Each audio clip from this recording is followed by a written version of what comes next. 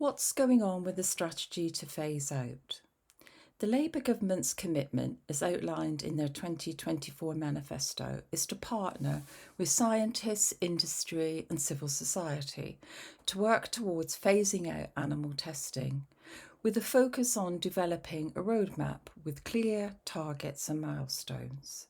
However, the reliance on international guidelines, which are implemented by the UK's regulatory agency, the MHRA, presents both opportunities and challenges for this strategy. The MHRA are full members of the International Chemical Harmonisation Organisation, the ICH, and needs to leverage its membership to advocate for the global adoption of non-animal methods, and this would align the government's roadmap commitment with their manifesto. This requires diplomatic and scientific efforts. If the Labour government wants to retain public confidence in this manifesto promise, this needs to be a key action immediately. The ICH develops guidelines for pharmaceutical development, with safety guidelines often requiring animal testing to assess drug safety.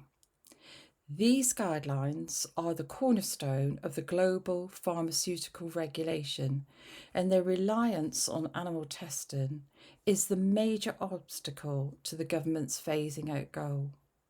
It's why the contract research labs, mostly of USA origin but based here in the UK, are flying in primates from Asia and using beagles bred in warehouses and converted pig pens, and are the pharmaceuticals go-to for the icky stuff of supply and toxic testing.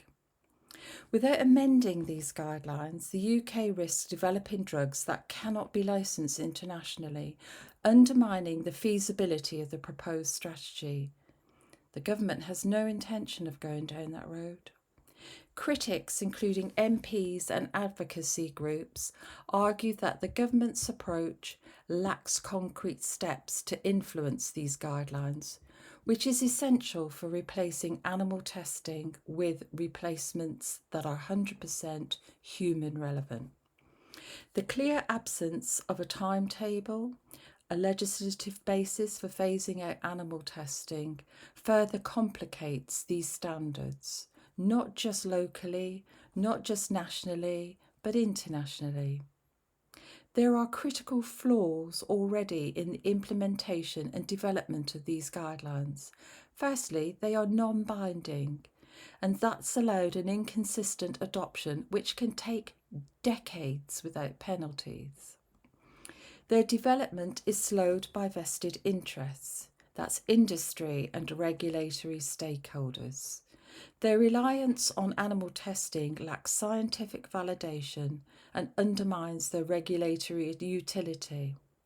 In my next video, I will explain what these flaws are and how we, the advocacy group, campaign to ban animal testing and research, can be resolved.